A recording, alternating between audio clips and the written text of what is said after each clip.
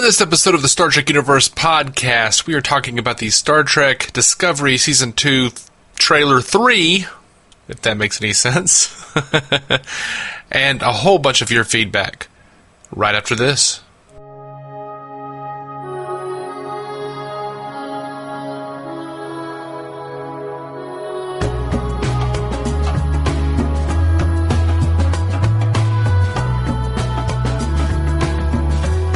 Welcome to the Star Trek Universe podcast. My name's Matthew Carroll. I'm David C. Robertson. Hey, buddy. How's it going? Man, I don't know. How's it going for you? What's the matter, Dave? We can turn this into a therapy session if you want to. Oh, man. Who needs to talk about Star Trek, you know? Where would I begin, you know? Let's talk about your early childhood. In my early childhood, there was Star Trek. That's true. That's mostly what you remember. And that's probably part of the problem. Let's keep on that track, though. So, let's talk about this trailer number 2. Trailer number 3. Lots of new goodies in this trailer. Yeah, man. I think it looks awesome, first off. Yeah, I'm excited about the new season. In a lot of ways, I feel like it does look more like traditional Star Trek. I think so, too. It's a bit lighter.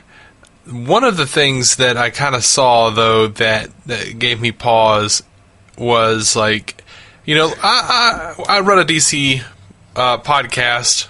The Flash is a show that we cover on our podcast. And here again, we have, I suppose, Spock, as opposed to Barry Allen, with a beard, in a padded room, scribbling all over the floors.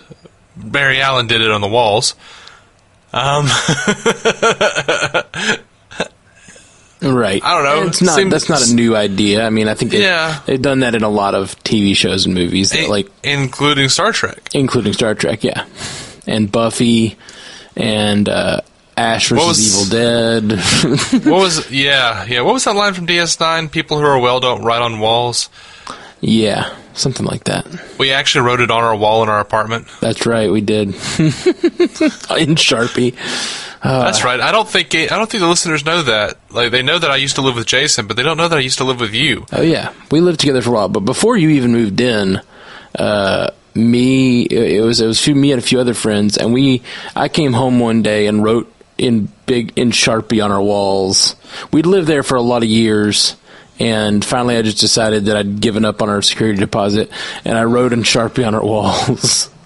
And then then my artist roommate Spencer came home and was like, "We're doing this now?" And then before I knew it, the entire walls had filled up.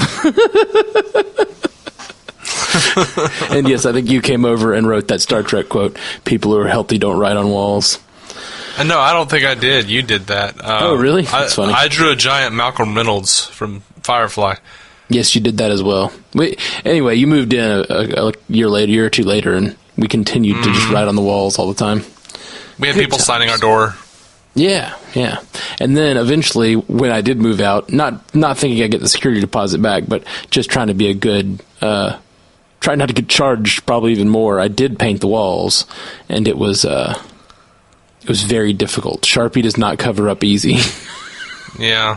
It took a whole lot of primer to get those walls looking normal. Mm-hmm. Oddly, most of the black covered up pretty easy, which is mostly what we wrote in. There were a few things where people had written in pink, and I don't know what it is with pink, but it just bleeds through no matter how many layers of primer you use. Pink Sharpie does not come off the walls. That's real weird. Yeah, it was, because it seems like it's the lightest of the colors, and it would paint over real easy. Something about just the bright neon of it. I just did it over and over and over, and there was a spot where Spencer had written on the walls. It just bled through every layer I added. Mm-hmm. So, anyway, that's a little piece of our history, guys. Yeah. Any therapist listening can continue to analyze us. AKA judge. This is a judgment. This is a judgment-free zone, and what I mean by you are free to judge. Yeah. Yep. All right. So this trailer, I just think there's a lot of things that intrigue me in this trailer. A lot of things that excite me from as a Star Trek fan, and also just from a storytelling perspective. It just looks, the characters all look interesting. I think Spock looks fun. I don't know how I feel. I know he's not going to be Leonard Nimoy. He's not even going to be Siler. Quinto? Zachary Quinto. Yeah, Zachary Quinto. But he'll do his own thing, and he will. And I've already seen a lot of people online complaining that he's smiling. He smiled in the cage. He smiled in the actual original series. So look at some of those early episodes. I'm not talking about the cage. I'm talking about later episodes where he kind of gives a smirk. I don't know, what was it? Charlie X, where he's actively smiling and playing the harp, and while Uhura sings. I think that was the episode. So. Yeah, he smiles from time to time. And let us not forget that in the cage, just scant years before this is supposed to happen in the timeline, he's, actively yelling, "The women!" And smiling at vibrating flowers. So, there's room. Yeah, for sure there's room. And the fact that one of the characters in this episode, I think it's Captain Pike, says, "Is that a smile?" And he goes, "Yes." It still shows that it's a rare thing for him. Yeah, it is a rare thing. But hey, also, this is another universe. Wink. Well, says I you. say it is. Says you. I say it is. I gotta say, the one shot that doesn't interest me, and I wish it did. I think maybe it's because we're rewatching Discovery right now, and even though it's only the first half of the first season, I'm just kind of done with the Klingons. Like, I don't really care that much about I guess probably because it feels like they've been doing it for 40 years or whatever. Yeah. Or 50 years. I just kind of want to get to more interesting stories, which they are a small part of the trailer. But when they showed up fighting, I didn't realize how disinterested I was in the Klingons until they showed them fighting, and I was like, oh, we're going to do more of that. Did you notice that it looks like Ash Tyler is there? Yes, I did notice that. Which he departed at the end of last season, so it'll be really interesting to see why he's back. And L'Rell has her hair. Oh, I didn't notice that. And they are both fighting Klingons that do not have hair, which means those Klingons that don't have hair still believe it's a time of war. Oh, do they shave their head at times of war? Is that yeah? That's what the producers said. Like, right now in the history of the Klingons, they shave their head in a time of war, and which might be kind of an interesting revisionist way of looking at Star Trek VI. You look at General Chang, who was played by Christopher Plummer, and he had shaved his head, maybe he was just bald, but he did have a rat tail. But yeah, that would be interesting to look at through that perspective. So, but yeah. I don't know. It gives them a reason to look a little different. I mean, they look very different anyway, especially the noses. But if you gave them hair, you could start to see them kind of looking closer, much closer. I would even go much closer. They still have some differences in their face that would still be not explained, but closer. How do you shave those heads? They're so bumpy. I imagine there's a laser involved. Yeah, you're probably right. I imagine there's a laser involved. All right, what else do we want to talk about? Any other parts of this trailer that really interest you? I mean, Section 31 being Oh, yeah, checked. absolutely, Section 31. And you can see, I don't know what's going to happen. You see Michael Burnham and Georgiou fighting in the hall. Oh, yeah. I have now watched the scene where they approached Giorgio about being the deleted scene where they approached Giorgio about being in Section 31. That was it. That was super interesting. We had someone write in and they said, they asked us to do them a favor and try to, and this may be in our feedback today, I'm not sure, to try to be better about explaining what we're talking about. And they didn't know what they didn't remember what Section 31 was. Which to me, I was like, that's such a huge part of Star Trek to me. But then I remember it's really only been on like two of the least popular series. So, yeah, it was on Deep Space Nine and Enterprise. Yes, and then there were a number of books, but again, that's all like very specific content that I can understand if you're a big Star Trek fan and you wouldn't know what Section 31 is. But Section 31 is a covert ops group that apparently existed in early Federation, but was somehow disavowed at some point, and they sort of spun off into a secret organization. As of DS9, they're like a completely secret organization that the Federation doesn't even really know about. Which, if we're to believe Enterprise, and I do consider Enterprise canon, it predates the Federation. Okay. I did not recall that. Yeah, they try to recruit Reed. That's right. Okay, so, sorry, pardon me, but so Federation does not exist at the point of, I'm a little fuzzy on Federation versus Starfleet. Starfleet, Enterprise is part of Starfleet. The show Enterprise, the NX-01, is part of Starfleet, but it's not part of the Federation because the Federation doesn't exist yet. Right, the Federation, they basically wrapped it up with the creation of the Federation with Shran and the Tellarites, the Andorians and the Tellarites. Andorians, Tellarites, Vulcans, humans. Right. Any other races or founding members? I don't remember any others, but Archer put that together. Okay, so Archer creates the Federation at the end of that. That's a cool show. I like that show. It's better than it got credit for, I think. It is. Even the last episode is better than it got credit for. Oh, I agree. I think a lot of people saw that ending with Troy and Riker and believed it to all have been that the entire show was a simulation, but I don't think that's not at all what they were saying. Well, a lot of people knew that the whole show wasn't a simulation, but they had a problem with with what happened to Trip Tucker. They had a problem, which I wasn't ecstatic over that, but it is what it is. Not a spoiler alert, but he passes away in the last episode, right? Yeah, he sacrifices himself. Yeah, I don't really have a problem with that. I don't know. I don't either. I don't either. I enjoyed his character. I loved his character. Yeah, me too. And he's super lovable, and giving him a valiant death at the end is, it's sad, but it's the way. Sometimes you need a good death to even just give an ending of a show weight. You need good deaths every once in a while. Mm-hmm. There were things definitely, though, in that finale that I didn't care for, but they were more like nitpicks.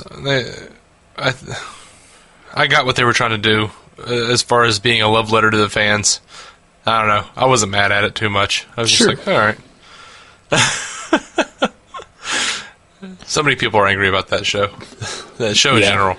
But I'm perplexed over Spock doing the Vulcan nerve pinch to this doctor. Why are you perplexed? In the asylum. I don't know. I just want to know why. I just think, what situation... This show has to have an action sequence every few minutes. I guess. Not really, but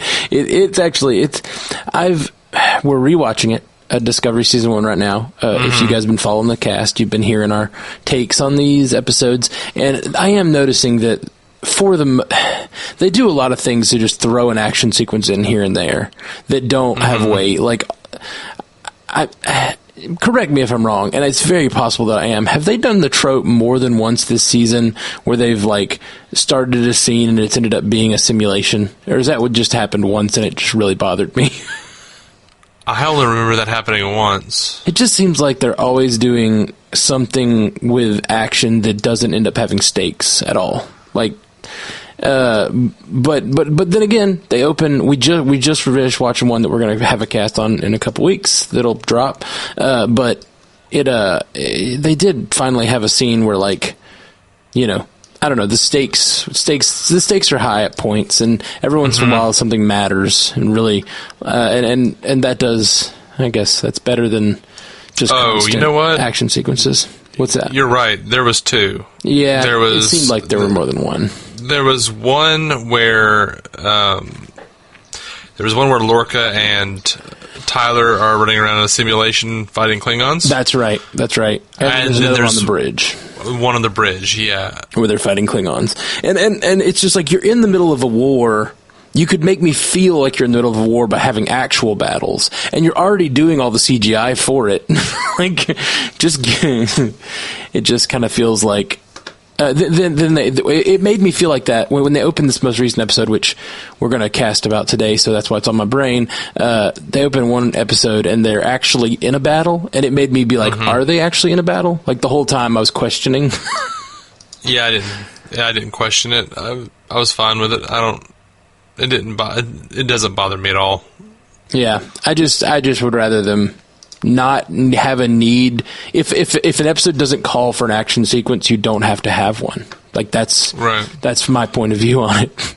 And then I feel like that breeds them doing these sort of fake simulation things, trying to almost fake you out into believing you're in a battle just so you can have an action sequence. And I don't think that's important. I would argue that every Star Trek has done that. And sometimes you have to break up monotony of just sitting around on the bridge all day. I mean, sure, you can't just do like original series, like, because you can claim the original series is slow. Right. That's the thing. You don't have to. You can either engineer a plot that has action and things are actually happening, or you can make those slow moments interesting through character development. There's a lot of ways to do things without having fake action scenes. I mean, I don't even mind agree. A fake action scene every once in a while. It's not a huge problem. It's kind of an issue when we're on episode 7 and they've done it twice. They've like opened 2 episodes that way. It just feels like they're trying to be like flash, flash, bang, bang, look over here, explosion. It just feels like more Michael Bayification of Star Trek. To be fair, I don't think they opened the show when they were fighting with the Klingon simulation, like on the bridge. With the. I think they did. That was the holodeck. second. That was Tyler's second episode.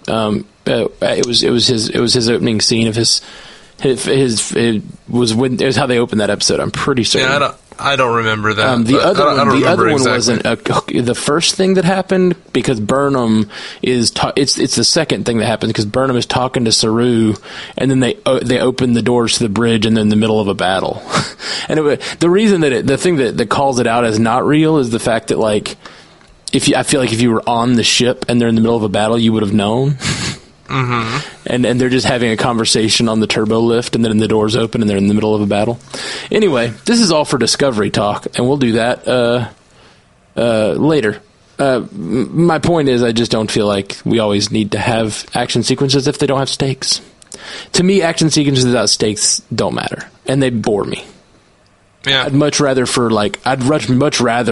them sit on the bridge and have an interesting discussion than just fight meaningless holograms or whatever. To be fair, a lot of times they bore me when they do have stakes. So right, and I just think without stakes, I they can go on too long. They can, but I think if they have stakes and there's a reason, and you can build a narrative into the action sequences, like, that's what they're for. Like, that's when they're interesting. Normally, I'm bored by action sequences until you prove to me that they had stakes. Like, if someone I care about dies, I'm like, oh shit, and I'll go back and watch that action sequence and, like, feel it. But because I've been trained by too much CW.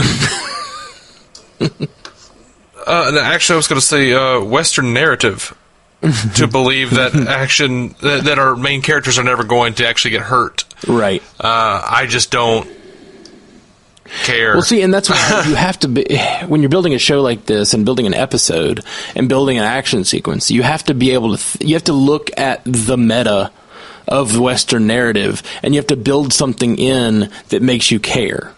And that's why these scenes don't matter to me. I know that Lorca and Ash Tyler are not going to die in an opening sequence against a bunch of Klingons. Even if it were real, they're not going to die.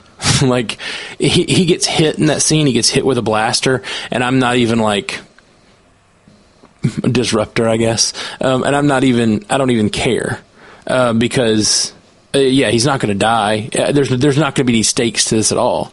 And then it turns out to be a simulation. It's like, okay, that also doesn't matter. But the way to build an action sequence is to give you maybe your main character is not going to die. You can do two things. You can either set up your main character in a way that they could die, like give them the kind of stakes where maybe you could see a sacrificial death happening.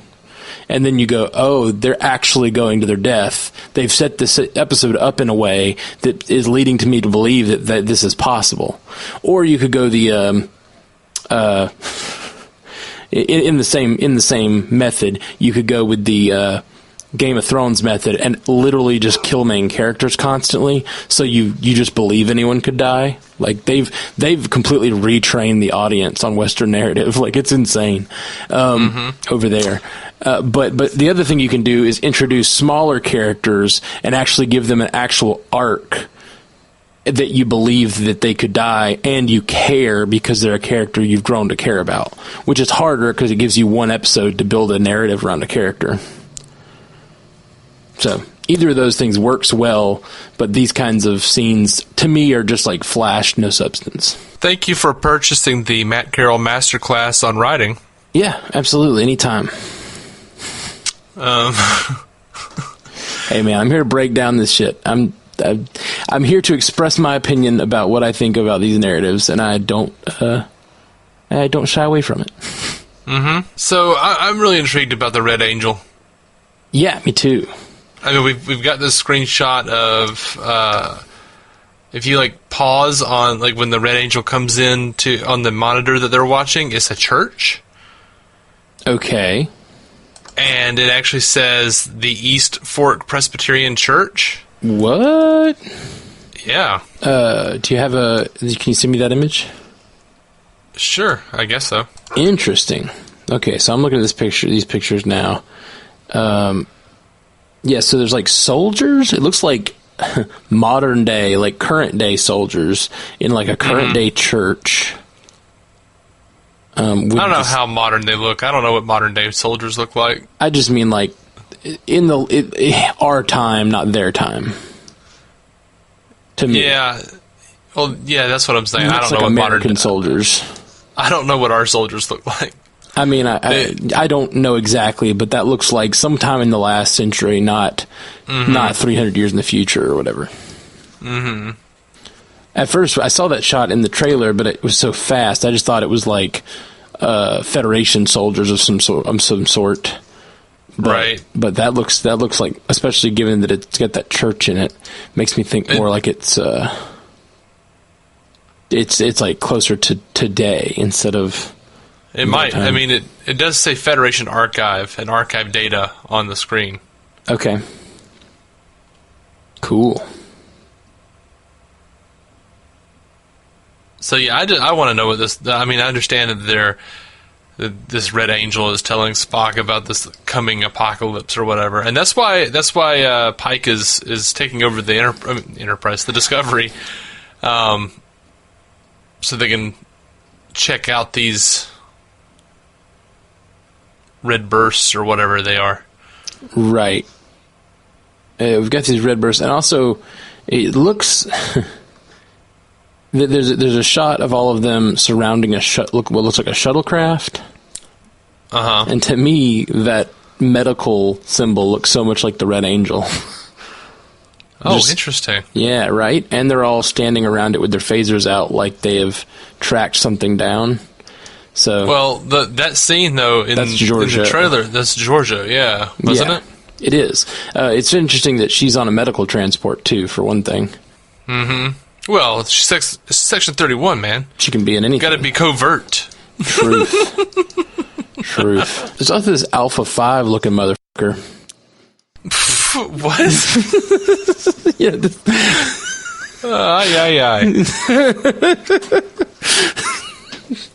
He looks like Alpha 5 had a baby with Goldar. That's what he looks like. There's some sort of being with like a big hoodie. Oh, I think that's just Giorgio. You think that's Giorgio? Yeah, I think she's just in a hood. Weird. But she also comes through like a portal, like some sort of personal portal. Or maybe it's a cloak. Yeah, it looks strange to me. It does not, at least immediately, appear as Giorgio. Could be. I'm pretty sure that's her. All right. I did not get that from the trailer, but if that's the case, I don't think they're alluding to that. Could be, though. I mean, maybe it's not. I don't know. I'm excited about these creatures that are fighting Saru. I think it's the predator species. Yeah. Because if you notice, he's like protecting his sister. I think he goes back to save his sister. Awesome. I really do wonder how much these short treks are going to factor into the new season. Like, I think you will not have to have seen the short treks, but I think they will have added. I think there will be added value there. Right. I think that's definitely true for Runaway. And I forget the name of the Saru episode. This is the Saru short trek, but that one. The Brightest Star. Ah, that's it, The Brightest Star. But I wonder if Calypso will have anything to do with this season. I hope. Me can only hope. I really liked that. Me too. Calypso is by far my favorite short trek so far. I rewatched it. I showed Alyssa, my girlfriend, that last night, and she really liked it too. I just think it was really well done. It's complete. Both The Brightest Star and Runaway feel like kind of cheap, thrown together sort of web content to me. You know what I mean? Like, here's a webisode between seasons, but Calypso felt like a self-contained piece of art. Yeah, I don't know that I felt that way about The Brightest Star, but that's fine. I did, but I just didn't think they were. Like, if it weren't for Discovery existing, like as a show, I wouldn't care about The Brightest Star. I don't think it would be. It's not something I would have even watched or cared about. But I think that Calypso felt like a really good episode of Black Mirror or something, like with some optimism. I can see that. Like, it felt like, it could have been an episode of Twilight Zone for that matter. It's just like a self-contained story. Yeah. But yeah. Okay, cool. Well, all just lots of cool stuff in this trailer. Am I the only one who felt like Ash Tyler should cut his damn hair? Hippie? Yes, you are. I think he looks sexy as hell. I do like that he has the beard. It gives him a little more of a chin. I understand. I suffer from the same lack of chin. Get that soft chin. Yeah, he's got that soft chin. Good looking dude, but he's got that soft chin. The beard really accentuates the chin, helps it stand out. Indeed. That hair's got to go, Bo. I'm excited. I think it excited me just to see Pike for the first time in all these trailers. Seeing him in the bright yellow uniform is really fun. Just that splash of color. There's also a medical officer apparently, or a science officer at one point, wearing bright blue, and it just it shows that Discovery is the sort of covert ops sort of ship, science vessel that's not wearing the normal Starfleet uniforms. And I don't know, just love to see that there are people wearing those bright uniforms out there. Made it more fun. There's also a shot of, it looks like Burnham wearing like the traditional Starfleet dress, like the little skirt. It does evoke that, but I believe that is Vulcan garb. Oh, okay. Yeah, she's wearing pants under them, but it definitely looks a lot more like the cut of an original Star Trek. It absolutely does, and I do like that style. I like the old '60s style of stuff. Yeah, me too. And not just because they're mini skirts. Like, I even like. In fact, I think I like it more when the men wear the mini skirts. No, when the women wore pants, like, because they would have like longer shirts that kind of look like skirts, and like the really big. Like, I love the huge turtleneck. I love that style, but like they would still be wearing pants. Like, that was like, and a lot of people don't remember that, but that, they kind of like, in the pilots, the women wore pants. Right. And then progressed towards mini skirts. Yeah. Obviously, there's the temptation to put some skin on the screen. Star Trek has fallen for that many a time, or has done that many a time. Since the beginning, I might add. Oh, so. Yeah. Since the beginning and all throughout. I feel like, well, DS9 did not show much skin. It had a few moments. Had a few moments. Lita was a walking cleavage, man. Sure, but she's a Dabo girl. Like, at least it made sense with her character.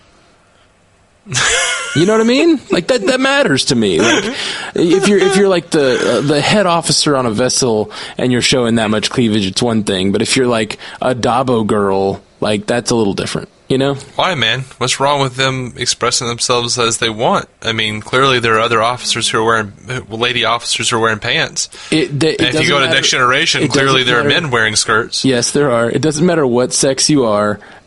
There's a sort of professionalism in dress, and there is a certain time to flaunt your sexuality, and generally it's not in a professional setting. I will agree with that statement, but I think it depends on what kind of captain you are. If you're a kind of captain like Kirk, you're going to say, "Hey, do what you got to do." If you're kind of captain like Jellicoe, you're going to be telling Troy, "Don't wear your pajamas on the bridge. You're going to wear a proper Starfleet uniform." You know? Indeed.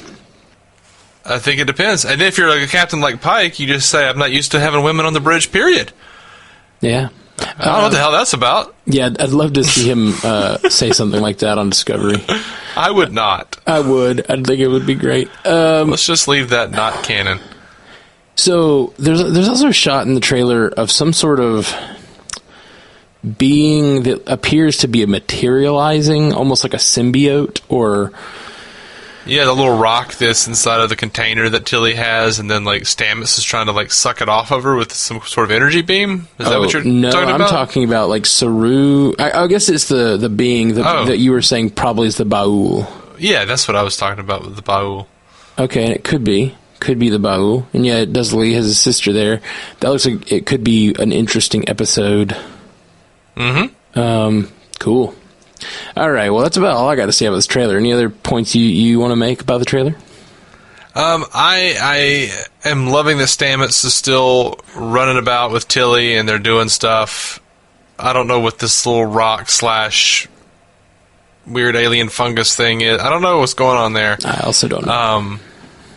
I think it everything just looks really cool. They're running around in this asteroid field. I don't know. It just looks really cool to me. And yeah, there's a shot of them in the chamber that allows the Stamets chamber. The Stamets chamber. You know, where they use the fungi to travel around space. There's a shot of them in that where it looks like they're moving through some sort of mountain almost. And it makes me think they're going to use that to travel to some distant worlds, or, you know. I don't know. Continue to use the spore drive to get around a little bit and maybe do some cool exploration. I don't know how they would continue to use the spore drive. I mean, I guess they could. I can't remember how that all panned out. It will be almost like the first time watching it when we get to that point in the rewatch, because I just don't remember. Yeah, it's so funny. One of the major reasons I like doing these kinds of podcasts is, well, it's for the same reason I listen to these kinds of podcasts, is somehow all the discussion about the show really cements what happened in my brain. Sometimes when I don't have, and I didn't really have a good Discovery rewatch show, which is one of the reasons I wanted to start this one. And over the course of these trailers, we've seen the Discovery in warp, not sporing, or not black alerting, or whatever. So I don't know. I want to say they cut that off. Gotcha. I know that it was. I remember. We had some sort of... See, yeah, again, I don't remember how it ended either, but I remember they were talking about some sort of problem with the health of the spore network. Mm-hmm. If you remember, like, they had all this, some sort of disease or something was going through the spore network, and they had to do something to stop it, but I don't remember how that all resolved. Yeah, I don't even remember that at all. Yeah, so, I do, but I don't, yeah. Listeners of the podcast will, if you stick with us for any length of time, and I guess this is just as good of a time for you to find out, I have no memory. Yeah, you do too. You have a pretty big memory for Star Trek. I do. It's just that Discovery Season 1, the first watch, did not make a huge impact on either one of us. There are some moments that really did, but the rewatch it's landing with me a lot more. I have enjoyed it. I enjoyed it the first go round. I'm enjoying it now, but little stuff like that, I'm not going to remember. I'm just not, and right, especially because it is a prequel. And not seemingly in my canon. Like you say, it doesn't have stakes yet for me. So it is developing stakes for me. I'm starting to actually care about these characters more and more. Me too. Me too. But it's still outside of what I consider canon at this point. So I'm still just struggling with that. And but I am enjoying the show. Yeah. All right. So let's talk. Any other news we want to talk about? Sure. Alex Kurtzman in a recent they did like this little video called "What to Expect in Season 2," and he said in that video, "We have made lots and lots of choices in Season 2 to shift to a much more cinematic look." And he didn't expound on that really, but I'm intrigued.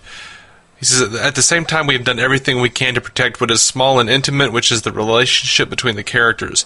And that's exciting to me because that's always been one of the big downfalls for Star Trek, especially since the Next Generation era, is that there haven't been like a ton of like character work. There's not been a ton of character work, I feel like, in a lot of it. I think that particularly Voyager had that weakness, I think. Yeah, and Next Generation had a problem with character development. It had very interesting characters, but a problem with a limited character development. I think that Enterprise and DS9 did it pretty well. I agree. But again, the least popular of those shows. Our favorites. Yeah. Probably. Well, I mean, TNG, again, I love TNG, and I think it has great characters, but just the development of those characters was a weakness. Yeah, the Next Generation was basically, Star Trek Law and Order. Yeah. It's like, and it's deliberately so. It's not like they didn't know they were going for that. It's not like it was a flaw with it at the time. It's just TV has now moved to a serialized place, and that old episodic model doesn't really work anymore. And I love the fact that I can just throw on any old episode of TNG and just have a lot of fun watching it. I love that too. It makes it really hard to rewatch, though, for me. Because I don't have there's nothing driving me through the story. There's nothing going like, oh, I need to know how this, resolves. It's always an hour.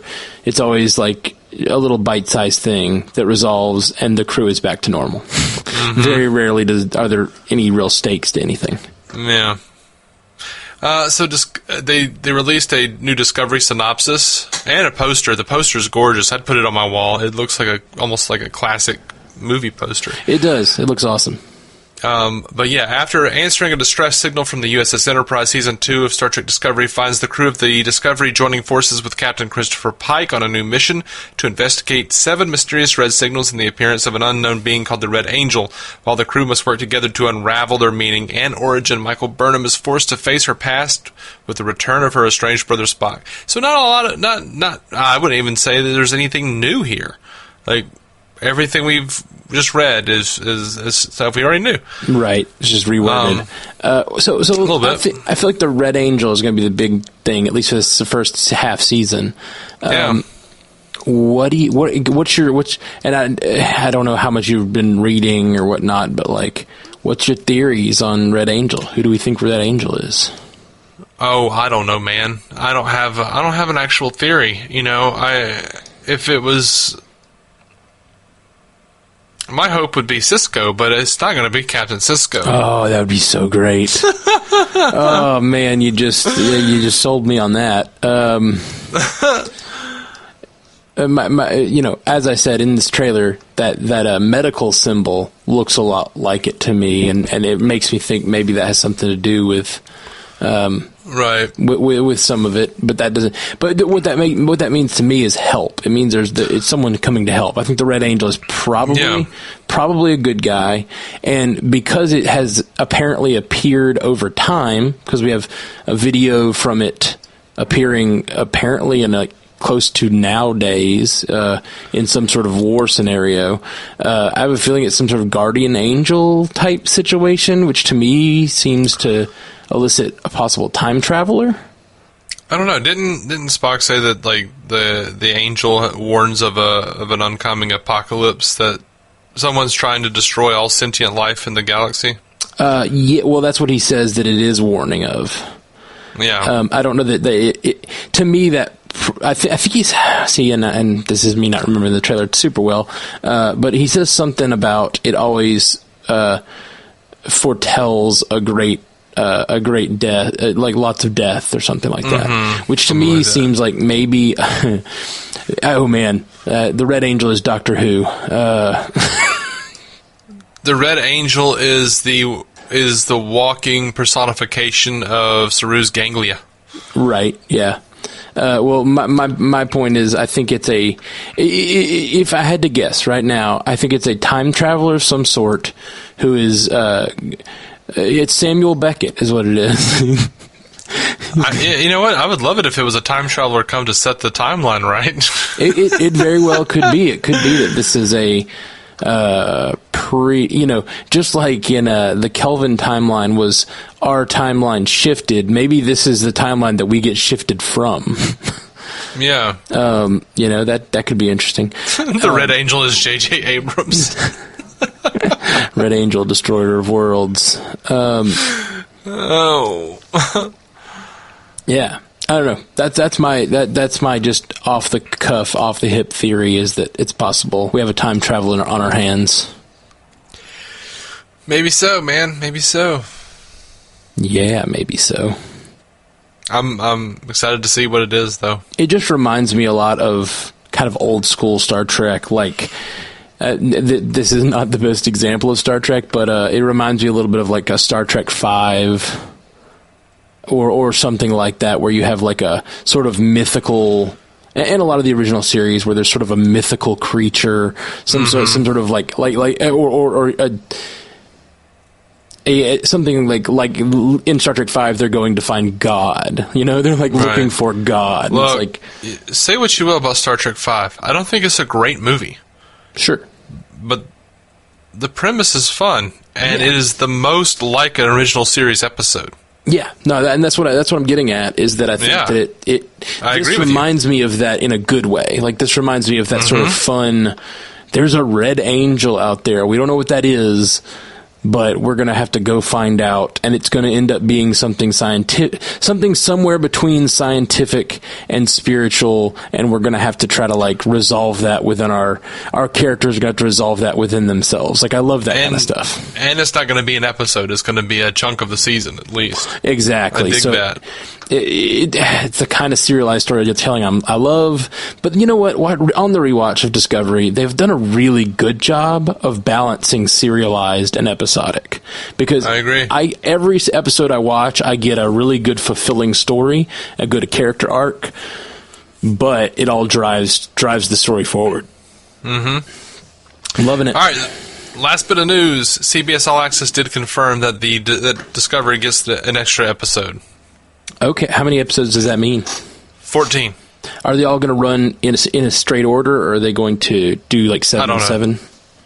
I don't know. Okay. I haven't seen that. Cool. Maybe I'm just not paying attention. Just curious. A lot of shows do the half order, then another half order.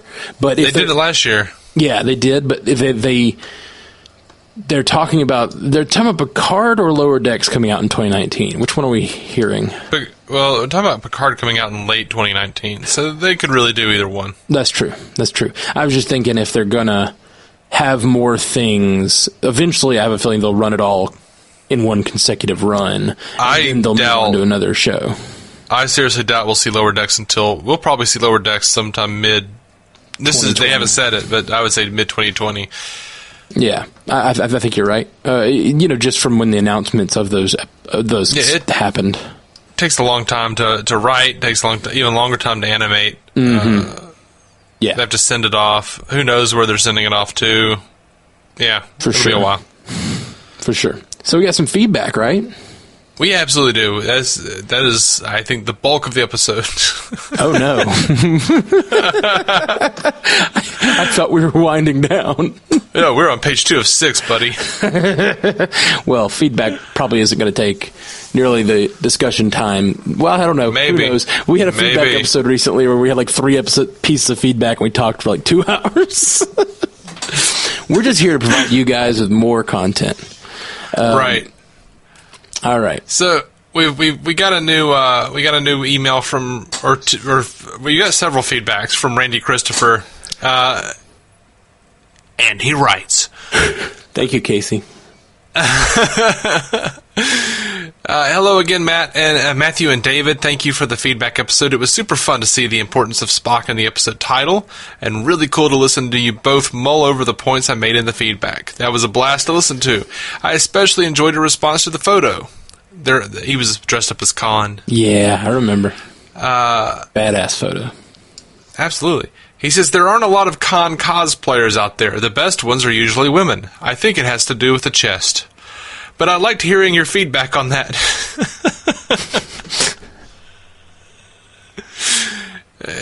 Yeah. Khan was in doubt. I think the heading on my email account threw you off a little. I share this account with my wife. My name is Randy, and hers is Lynn. I'm sorry, man. Got it. Sorry about that. Never thought about that. Makes sense. It would be confusing. He also includes a picture with him as Khan and her as it looks like a Vulcan science officer or Vulcan officer of some sort. That's awesome. Maybe even Savick. I don't know. As you can see, I talked her into sharing my insanity. Looking forward to more content. I have not seen the short treks yet, but I've listened to your cast regarding them. I plan on seeing them in the near future. Keep up the great work. I am planning on going to iTunes to give you a 5-star right after I hit send. Thanks again. Then on iTunes, we got a 5-star review that said, I can't believe how good it is. By Khan! This is a fascinating adventure into our love of Trek. Your hosts share their insights and observations into Trek, both new and old. I sincerely hope that this new enterprise lasts long and prospers. Hey, thanks for all of those Trek puns. He continues in an email to us. I may be too late with this for the upcoming feedback show. You're not. But I thought I would give it a go anyway. I have been rewatching the original series in anticipation of you guys doing the same at some point down the road. I am about halfway through Season 3, and it occurs to me that many of the episodes are more appealing to me now as an adult than back when I first started watching. While episodes like Balance of Terror, Arena, The Corbomite Maneuver are still my favorites, I have a new appreciation for episodes which I previously did not like as much originally. The one that comes to mind is Plato's Stepchildren. And remembering it, I thought of it as an episode where they made the cast look foolish, and it was a little embarrassing. But this time through, looking at it through the lens of an older person's perspective, I had a much more visceral reaction to it. I was legitimately angry at Parman for his arrogance, and I really felt compassion for Alexander. I actually did a fist pump and yelled out, yeah, when Alexander got to dress down his oppressors after Kirk and Spock overcame them. The message of let that be your last battlefield was powerful this time around, and I liked the empath a lot more this time too. But Spock's brain is still painful to watch, even though Nimoy brought as much dignity as only he could. Enough said. I'm still enjoying the cast. Thanks for all your efforts. Please keep up the good work. So that was our last bit from Randy. Thanks, Randy. Tell me a little about Plato's Stepchildren. That's when he spent the bulk of that talking about. Do you remember that episode well? I would like to go back and watch it because it has been several years since I saw Plato's Stepchildren. But if I remember correctly, Parman it looked like an old, like sort of like an old Roman type of situation, and he was controlling the crew members and basically making them do things for his own amusement. Alexander was a little person that he was oppressing wildly, and he had like Alexander riding on the back of Spock, and they were all dancing and doing different things, and he was just, it is a very like silly episode, but once you get past that initial thought of like, this is the one where the guy's making the crew dance around and stuff, it really is disturbing because they have absolutely no control over their own bodies. I agree with him. Yeah, so it's a lot darker when you think about it seriously. Yeah, it is. It's a pretty dark episode. And Let That Be Your Last Battlefield. That was the one with like they had the guy with the half black, half white face, and then the other guy had half white, half black on the opposite sides, and they were fighting. And then spoilers. 50-year-old spoiler. They get back to their planet, and like their planet has already obliterated themselves, and they pretty much like continue. They just start fighting each other again. Yeah, that's like episodes like that are so bald-face allegorical. Sometimes come off as silly, but it reminds me of, as I said earlier, it reminds me of kind of Twilight Zone-y sort of commentary, which I really enjoy. Mm-hmm. And it's cool. The other one he mentioned two more, the Empath and Spock's Brain. Spock's Brain, obviously, a lady shows up on the bridge of the Enterprise and steals Spock's brain. Yeah, I remember that one as well. It doesn't deserve a better explanation than that. That's it. That's the whole thing. It is fun because Spock's mind is inside of a computer, or they've got his brain hooked up to a computer, and he's still got great conversation with McCoy throughout. The Empath, dude, I can't remember the Empath very well. Like I see it in my head. Like I know that it was like, I'm pretty sure it was one of those episodes where they didn't have a set. They just draped everything in black, and it's been quite a long time for me with the Empath because that's never been one of my favorite episodes. It's like a lady who has a tear on her face and she doesn't speak. I don't remember much else about it. Gotcha. I really like that. Is very much something I want to do on this show, is do a rewatch of the original series. Me too. We recently discussed doing a rewatch of all these shows and trying how we would tackle it, and we were like, well, if we do one a week and just get to work on that, I mean, we'd make it through it. And then I did the math, and it'd take us 14 years.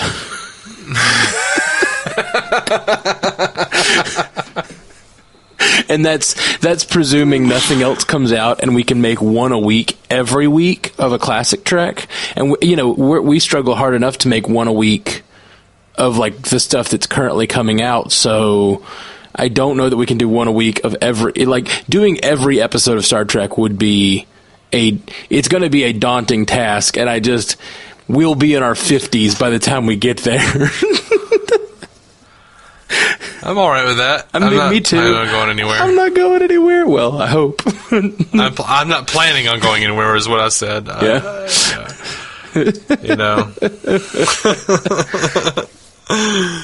All right. What else we got? All right. So we've got a review from Stitcher, but it's from Anonymous, so I don't know what to tell you about that. It says, best Star Trek podcast. They're only 5 episodes in, and already they're the best Star Trek podcast I've heard.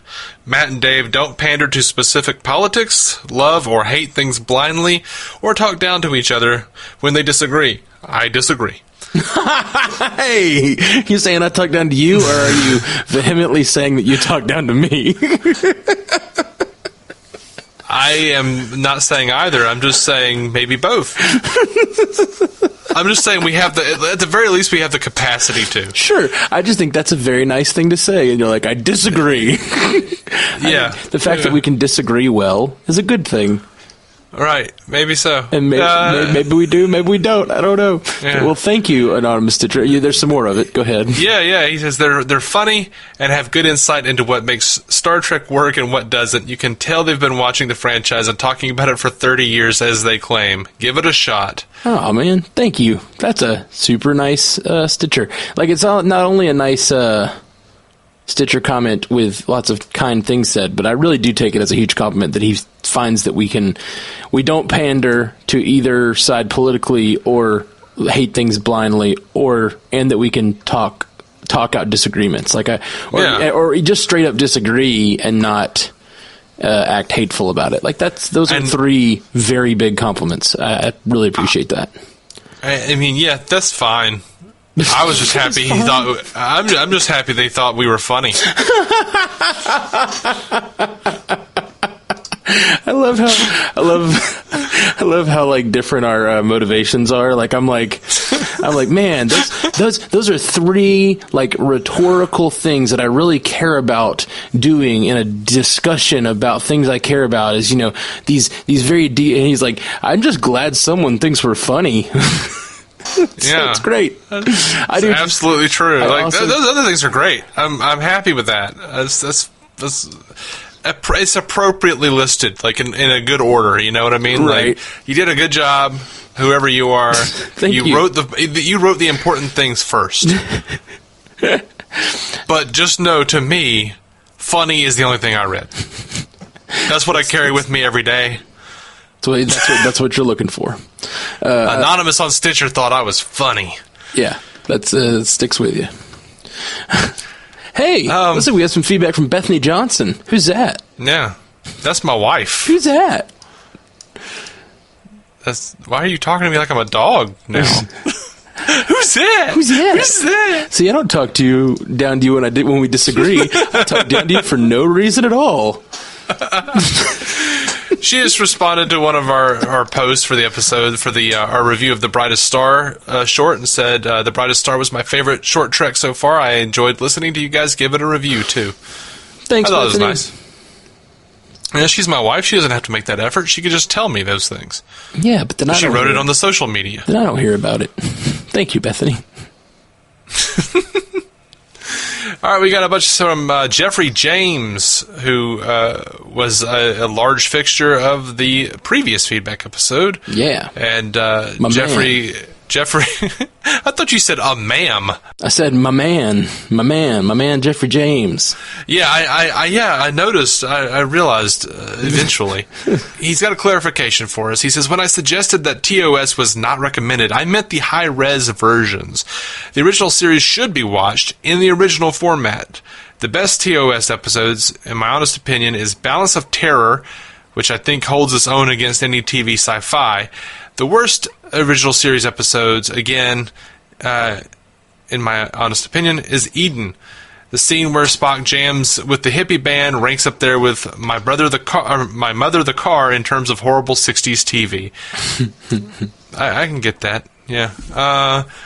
My vote for Dream Crew, Captain Janeway, Medical Officer Crusher, Security Officer Yar, Engineering 7 of 9, Communications Uhura, Science, T'Pol, only male on board, me.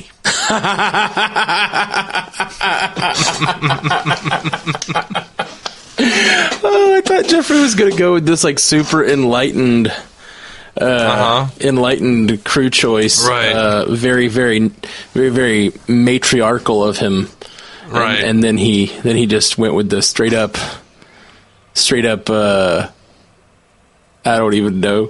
Not really chauvinistic, but just like childish joke almost. I love it. Thank you, Geoffrey. That was unexpected. And the thing was, I felt bad on my crew that there weren't more women.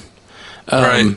And I couldn't remove certain people to put on women that I liked less.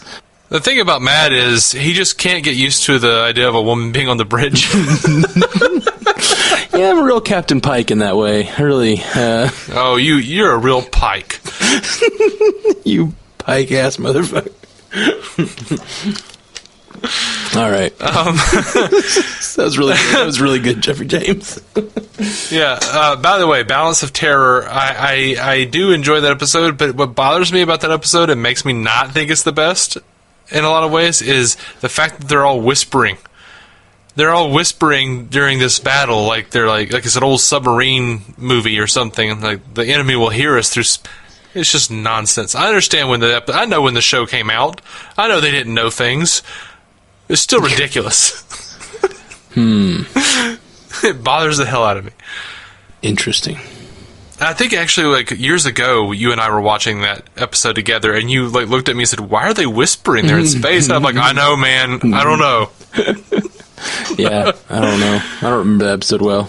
I need to rewatch all of the originals. I've been trying, and again, it's just so episodic that I find it hard to be. I'm not driven to the next episode. You know, There's some shows that, man, TV today is so good at it. It's so good at like driving me to watch the next episode. Even I've been watching Adam Ruins Everything, which is. Should be the most episodic show ever. He's literally just takes a different topic and tears it down every week. Yeah. But they started doing this thing around the end of season 1 where every episode leads into the next one. Like the end of the episode, someone brings something up and he goes, "Oh, well, that's not true. All right, it's time to ruin that one." And then he like picks the next topic and tells you what it's going to be before the episode ends. So when I'm watching it like on Netflix, I just can't stop. I just keep going. That's brilliant. It's they brilliant. know what they're doing. It's awful. You know, those HGTV shows? They've started doing this thing on HGTV, like all those renovation shows and stuff, where they don't have a commercial break between episodes. Yeah. So as soon as an episode ends, you're immediately seeing the before picture, and like basically you're seeing an ad for the episode you're about to watch.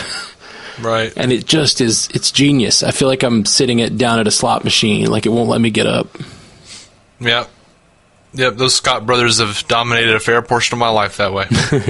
Are those the Property Brothers? And those are absolutely the Property Brothers. I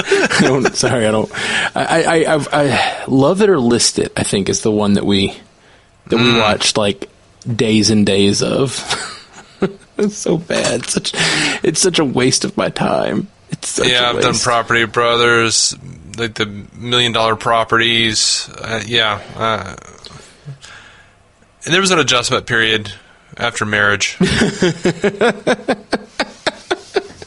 Such a class. What do you explain? What you mean? Adjustment period of like I'm married now. I now have to sit and watch a lot of HGTV. Well, okay. There was a period where like before marriage where like we would be on a trip or something together, and we would like it would just be on, and we would watch it for a small amount of time, or like 12 episodes or something. Like terrible, but like. Yeah, but some like terrible, but like, hey, this is what's happening this day and this day only amount of time. Then we went on our honeymoon, and the Wi-Fi was broken. Mm-hmm. And we essentially wound up watching HGTV for like an entire week, every day. That sounds like one hot honeymoon, man. And then like and I was sick. I was super sick. So gross. Yeah, it was rough. That's no fun. Then we come upon our actual like married life together, and as we're moving into our house, she introduces me to Big Brother, which is fantastically entertaining. Mm-hmm. And now you've been addicted to that. Also, oh yeah, no, I'm got like live streams all the time and stuff, right? Oh yeah, like I will put on the live streams while I'm doing other things for like the podcast and stuff. Like I'm listening to like one-on-ones in the head of household room, or she'll like earlier on in our marriage, which we haven't been married a year yet, but she would put on like more Property Brothers or something in the background, and I would just get roped in, and so it just there was a bit of a separation period where I had to like pull myself away from Property Brothers. And thankfully, I think she like got off of that. Now she's onto that 70s show, and it's hard for me not to watch that because I enjoy that show too. Yeah, the thing that gets me, the thing that like seriously messes me up is when I find a mobile game I really like. Oh, okay. Because what I'll do is I'll put on a show like that, like Adam Ruins Everything, or I try to pick shows I really do enjoy, but I'll still like binge them for days at a time. And but it has to be something that I can just kind of listen to and not really watch. But if I find that perfect balance of something like Adam Ruins Everything where I can really just listen to it, and then a mobile game that keeps my brain like actively solving problems, then I will sit there and I'll do it. And the problem is I'll be in the middle of a level on the game and I'm really trying to, I'm like, my brain is stuck on this problem I'm trying to solve. And then the next episode will start. Yeah. And then I'll finish that level, but the episode is still going. And so I'll be like, I'll just finish this episode, but then I'll start another level, and it'll just be like a feedback loop. And the only time I ever get to stop is when both stop at the same time, which never happens. Yeah. Yeah. And I will sit there and just like be in this feedback loop of just till the end of this level. Just till the end of this episode. Just till the end of this level. Just till the end of this episode. And like I'll just keep doing it for like 3 hours, and I'll waste my morning. Yeah. Which I don't. It's not my wife's fault. You know what I mean? Like, she watches entertaining shows that I normally wouldn't watch. The problem is I'm weak-willed. Mm-hmm. Like, I'm very used to, like, I've mostly always had a roommate and just kind of kept to myself and been content to watch television, my TV shows in a back room somewhere on my computer or something. Right. Or on a small TV. She's lived alone for a really long time and just watches everything in the living room. So, like, I'll go out to get a drink or something, and before I know it, like, I'm just like, oh, I'm going to take a real quick break to go get a drink. And then, like, the next thing I know, it's, like, been 3 hours, and I've watched, like, 15 episodes of a thing. Yeah. It's not how math works, but still. So it's just, it's one of those things. It's just me trying to get acclimated to, like, living with someone. Who doesn't watch things in their room. Yeah. Or in their office or whatever. Yeah, just and big problem is for me being someone who I don't know if I mentioned this on this cast or not, but I'm a musician for a living, and so basically I gig 9 or 12 hours a week. Like, that's it. The other, like, all the other progress that I make as a musician, recording, writing, booking, all that stuff has to happen on my own time, and so I really have to be self-disciplined to get anything done, and I'm not that self-disciplined. Yeah. So these kinds of games and or shows that really keep me locked in, I will waste tons of time. Anyway, we have burned a whole lot of time talking about reality TV and such. Let's get these last couple of feedbacks in. Yeah. Geoffrey James sent us a different message. Says, I'm liking the cast, even though it gets a bit deep for me. I think this is the one you mentioned. Says, I never watched anything other than the original series, The Next Generation, and a few episodes of Deep Space Nine. Oh, Geoffrey, man, you got to go back and watch all of DS9. DS9's the shit. He says, and a looping clip of 7 of 9, but that's a whole other story.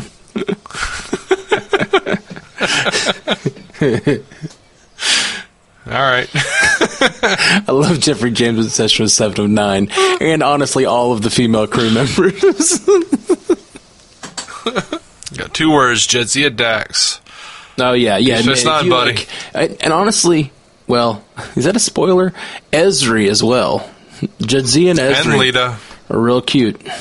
I highly recommend DS9. And as we mentioned, Dabo Girls. Which is like just bold. I feel dirty. Me too. I'm just bold-faced, like trying to convince Geoffrey James to watch DS9 with talking about. Come on, Geoffrey James, watch Deep Space Nine. And they're ladies. And there's that one time that Quark's head was on a Dabo girl's body. Now, I think it was a holographic lady, but yeah. Sorry. Okay. What else Anyway. does Geoffrey James have to say? He says, anyway, I thought I'd put in my 2 cents about the AI debate. Unfortunately, I have at my command about $2 worth of information about it, but don't really have the time to lay it all out. So I'll just give you the bottom line. AI is mostly hype. While it performs better than human intelligence in situations that have bounded, closed rules like poker or chess, it has failed in every environment that has open rules. While there have been incremental improvements in pattern recognition and self-learning, there's been nothing even vaguely similar to the singularity, a conscious machine. I've been watching the hype since the early 80s, and the big breakthrough is always 20 years in the future. I could explain in detail, but I'll leave you with this thought. It's likely that every neuron in your brain is a quantum computer. That makes your brain by itself infinitely more complex than all of the digital computers in the world combined. And I say yes, Geoffrey James, but as you will recall, Scotty did say the more you overthink the plumbing, the easier it is to stop up the drain. He gives us a selection of his recent writings on the subject. I did read these. They are more intelligent than I am able to really comprehend well. Geoffrey James is a business writer as well as apparently a science writer, or like writing up some of the science of it. I didn't even realize that. So that's really cool. Yeah. It's just so outside of my my wheelhouse, but I'll provide the links in our show notes if any of our listeners would like to know what Geoffrey is talking about. It does appear that, yeah, it's just all hype. He makes some good points. Yeah, I think that I think that's true. I definitely think that we're nowhere close to the singularity. I do think that we are. This is a stupid statement, but we're closer than we've ever been. Well, sure. I mean, AI is getting better, and AI is an actual thing now. I think, like, until recently, machine learning wasn't even really happening, and now it's like, I think that there's a lot of, like, machines are learning now. And the threshold for me isn't even necessarily the singularity, but it's for me, the big deal is when software gets to the point where it can write better software than itself. Mm-hmm. That's when it can give birth to a new generation that is better than itself. That is what is interesting to me, and when I think we will lose control completely. Yeah. I don't think we're there yet, but I don't see why we couldn't be in the next, as fast as technology has moved in the last 10 years, 20 years. I don't see why we couldn't get there in the next 10 or 20. Not saying it's going to be dangerous or that we'll hit the singularity, but the fact that AI may outstrip our control. Yeah. He also sent us a link to his Borg War movie. Oh, did he? I didn't see that. I got about 5 minutes into it. I didn't have time to keep watching it. I wanted to. I thought it was going to be like 20 minutes, and then it was like an hour and a half. Oh, wow. And, I do all the DC things, and we've got crossovers, and I just haven't had time. I'm so sorry, Geoffrey. I do want to watch this thing. I'm absolutely going to watch this thing. Yeah, it is. It was shown at the 2006 Star Trek convention at the Las Vegas Hilton, and it was made with raw footage from 2 video games, Starfleet Command 3 and Elite Force 2. He's got reviews on this thing. Like, Star Trek Magazine called it a lot of fun, a proper Star Trek story. Trek Web said it was epic and awesome. San Antonio Express News said absolutely amazing, and Business Week said a well-plotted and engaging story superior to the recent cinematic offering Star Trek Nemesis. Here's my favorite, though. Sci-Fi Observer says, how can you ignore a movie that pits an aged but Captain Picard, 7 of Nine's curiously half-naked daughter, and a group of pissed-off Klingons against a sect of Borg that have been infected with a flesh-mutating alien virus? You can't. It's impossible. This makes all the sense in the world, given the comments Geoffrey has made this day. Yes, it does. 7 of Nine's curiously half-naked daughter, man, really? Oh, it's so great. I've been communicating by podcast with Geoffrey James for a long time over on the Marvel Cinematic Universe podcast. Yet today, I feel like I got to know him better than in the past. It's like how, your uncle thinks for some reason, since you've been having Thanksgiving every year, that suddenly he can just walk out in his underwear in the middle of the living room in front of everyone, and it's okay. I'm totally going to watch Borg War. Excited. Yeah, I'm going to watch it. All right, so we had a piece of feedback on Instagram. I'm not sure this guy has listened or has even watched Discovery, but he is not happy with us. All right, here we go. He says, Star Discovery is doing so bad that first they tried Spore Drive and got sued for it, which is true. Then they tried Captain Pike and a revisited Enterprise, then a bearded Spock, and now they're piling in Jean-Luc Picard. Star Trek Discovery is in its death throes. Well, they haven't tried Captain Pike, the revisited Enterprise, or the bearded Spock yet. That's all in the new season that's coming up. And Picard is a separate show. And Picard is a completely different show. But and if they were doing that poorly, I don't think they would be doing a Picard show or Lower Decks or Section 31 or any of this other stuff they're making. He continues, as I said something like that to him, and he says, the fans are very, very upset at how things are being done, and the people running the show are not paying attention to that. Maybe. Some of the fans are upset. This show is not Star Trek. It says it in the title. I think it is. It's been dumbed down and changed into something else. Star Trek always changes. Just go and read the whole thing. We'll comment. Okay. Let him have his word. There's just so much. And the reason they're pushing Picard, Lower Decks, and Section 31 is because they run out of ideas, because the people are writing for Star Trek don't know what Star Trek is all about. Not trying to be a hard-ass here. I am just extremely dissatisfied with the content of Star Trek Discovery and JJ Trek. In fairness, I have not seen Section 31 or Lower Decks, but given the recent track record, I am pretty sure I'll be disappointed. Star Trek is not about 2-second screenshots zipping from one to the next scene because the director's got a severely advanced form of ADHD, or special effects, or gratuitous sex scenes. It's about that monster in the dark spewing acid, murdering men who turns out to be a mother just protecting her children. It's about the daughter of a genocidal maniac who has gone insane and become a murderer to protect her father. It's about the truth of the human condition in the human adventure. And that's been lost with the beginning of JJ Trek. But hey, what do I know? I've been following Star Trek for 52 years, read a ton of books on the subject. It runs through my veins. Maybe I am just too old and too inflexible and outlived my usefulness. Does that constitute a joke? A nice Star Trek 6 reference. If you can't identify that, if you can't identify what I just said without doing a Google search, you don't deserve to be here.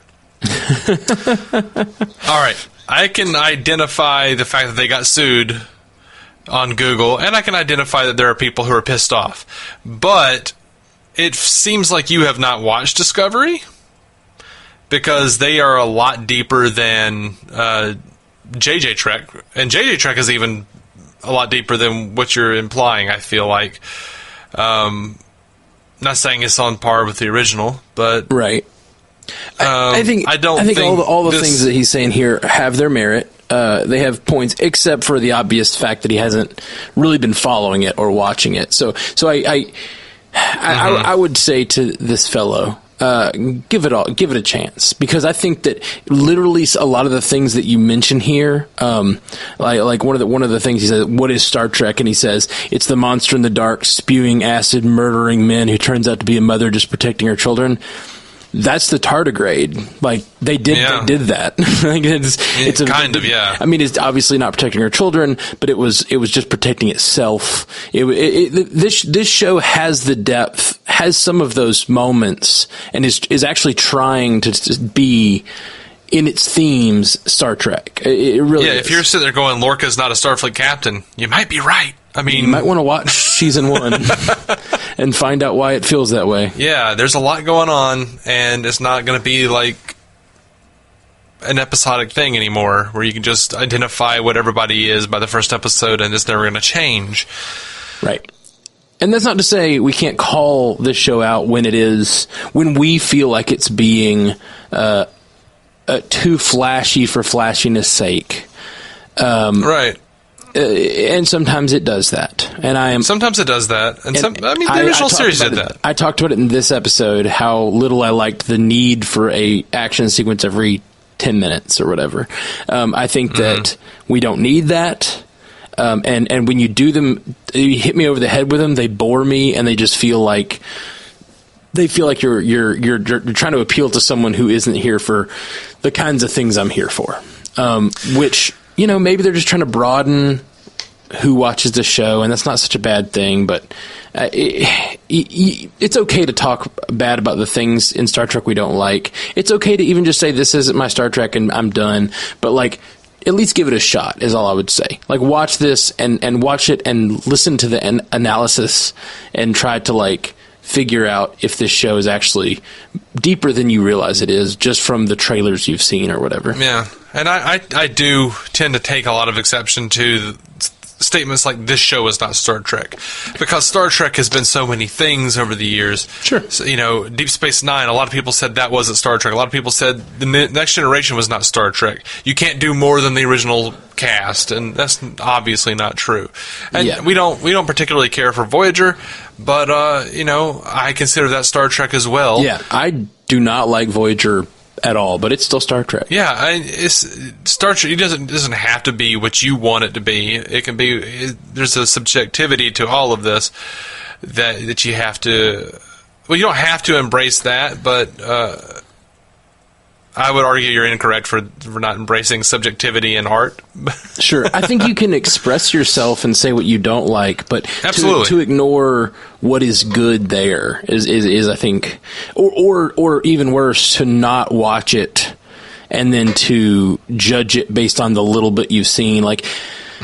Honestly, when I watched Discovery episode 1 and 2, the premiere night, I was kind of done with it. I was like, I don't like it. I didn't like it at all. I didn't like the first episode and second episode. Yeah. But I gave the third episode a try, and the third episode, it felt more like Star Trek.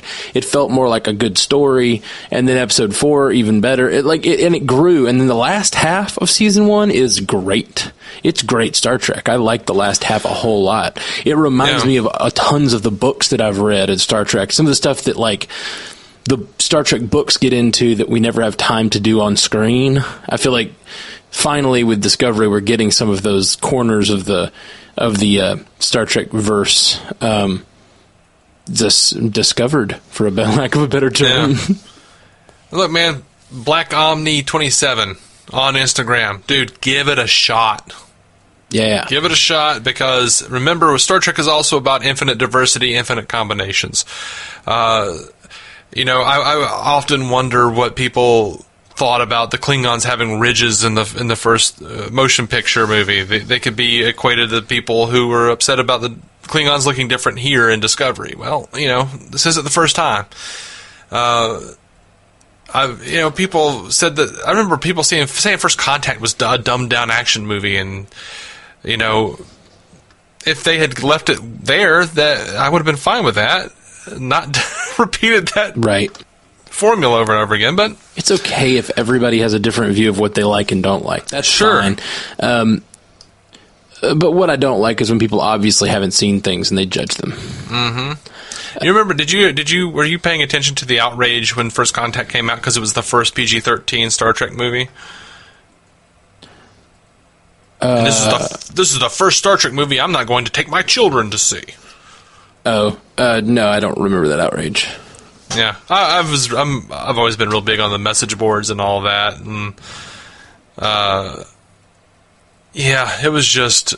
But if you look at that, and it's something you always tell me, if you look at that, you will see the loudest people are upset about this stuff. But most fans consider First Contact to be one of the best Star Trek movies. They really do. When you go onto the Star Trek pages on Facebook, most people are liking and loving Star Trek Discovery stuff, and there's a very, very small percentage of fans who have the little angry face. Right. And some of that is self-selection too, not to support the haters, but some of that is people that are totally out. you know? Yeah, and that's fine. And that happens. That's the churn of fandom. Some people are going to be purist and like the original stuff. And, but you were also going to lose about as many people who are complaining that they're tired of it because it doesn't change. Nothing ever happens. Right. Well, see, that's the thing. It's like, I think that they are finding a balance between, I think Star Trek, more than most, because of the original series' extreme episodic nature, in many ways, the original series does feel almost like an anthology. Because there's so little difference, and even sometimes the characters, they establish the character even at the beginning of the episode. A lot of times they even will explain who Spock is, almost like, oh Spock, you just believe all in logic. It's like they have that conversation on the bridge constantly. We all know what Vulcans are. We don't need that every episode, but they give. But do you know what a Vulcanian is? But I think that because it started in that place, we're having a lot of people fighting the serialization of the show. And it's become more and more serialized. And now it's to the point where it has to grow into serialization, or it's not going to have any modern relevance. Yeah, and I really hate to break it to people who are still so angry about that, $7 a month charge, but that's the future of television. Streaming services, that's where it's at. Networks are going to go away. Yeah. This will be the new cable. Absolutely. I agree with that. And I think that's true. The problem is currently there's no other reason to download CBS All Access. And we've had this discussion over and over. We absolutely have. Right now, there's just not another reason to download or subscribe to CBS All Access except for Star Trek.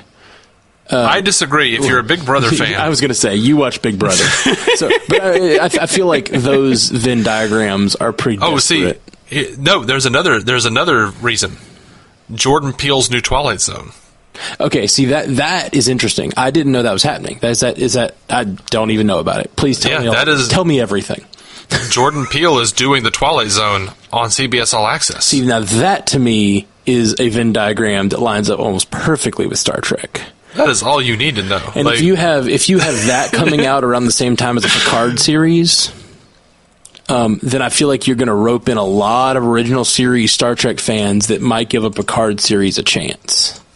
Maybe so. And that to me that starts to make CBS look like a home for sci-fi. Mm-hmm. Netflix has been a pretty great home for sci-fi too. There have been a lot of really good sci-fi shows. Have you watched any of Black Mirror yet? Oh yeah, I've watched the first couple seasons at least. Okay, I need to get back to it. Black Mirror has been great. It's fantastic. It's wonderful. It loses the optimism of Star Trek, which I don't mind if Star Trek has some negatives in it, but I do generally enjoy an optimistic show. That's why I love Doctor Who too. Now I really want Doctor Who to be the Red Angel. Now that I mentioned that. Which version? Capaldi or Whittaker or who? I haven't seen any of Whittaker yet. It'd have to be Tennant. If Tennant showed up on the bridge of the Discovery, I would be as much as I don't want that, because I feel like it would be too silly. Oh, you know what I just thought about. I would be in, man. What did you think about? I don't want the Red Angel to be the Doctor. I want him to be Wesley Crusher. After having traveled around with the Traveler. Right, he's traveling with the Traveler, and he's now able to go through space-time. I wouldn't hate that. I think that it would be real risky. It would be way less risky than Cisco. I disagree. Because I think most people just don't care about Cisco. Whereas bringing in Wesley Crusher would be like the equivalent of Star Wars bringing in Jar Jar Binks as the Like, Wesley Crusher is the Jar Jar Binks of our universe. Now, whether he should have been, whether he has that much negative actually going on, like, he's constantly maligned as a character. He is. He's unfairly maligned, I think. And I think that's true, but I think it's... one storyline I've always wanted to see fleshed out. Well, that to me, a better place for that would probably be the Picard series. Maybe. Just because you've already got a relationship there, and Picard would see him through our eyes in a way, because he knew him as a child, and maybe he hasn't seen him in many, many years. Of course, he showed up at that one wedding, I think.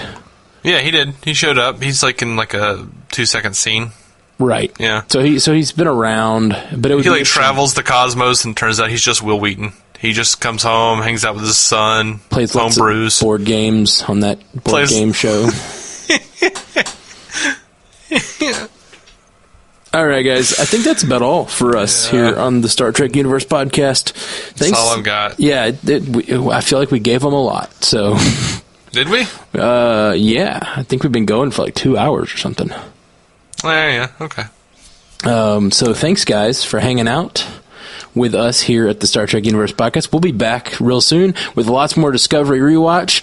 We're on a countdown to the Discovery Season 2, so if you haven't watched it, you have time. Just get CBLS All Access, and you'll have time to watch it before the big day.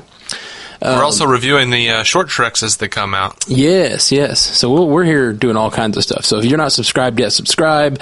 Give us a good review. Tell your friends. Tell your friends, all that good stuff. We're really trying to expose people. It's a brand new podcast, so we're really it's brand new. There are not a lot of listeners yet. And we appreciate all of you guys who are sending in feedback and interacting, because it makes us feel not alone out here. Gets mighty lonely in the black. Space is fast. I'm so sorry. I just quoted William Shatner from like a 20-year-old Conan O'Brien interview. And I just quoted Kaylee, I think. Yeah. From Firefly. Wrong universe. All right, guys. Peace. Live long and prosper, y'all. To reach out to us, hit us up at StarTrekUcast.com, at Star Trek UCast on Twitter, Star Trek Universe Podcast on Instagram and Facebook. Just search for us there, or send us a message at StarTrekUcast@gmail.com. If you'd like to hear more from David C. Robertson, check out the DC On Screen podcast or maladjusted.tv. And if you want to hear more from Matthew Carroll, that's me, check out the Marvel Cinematic Universe podcast, or go listen to my music at MatthewCarrollmusic.com or anywhere you get music.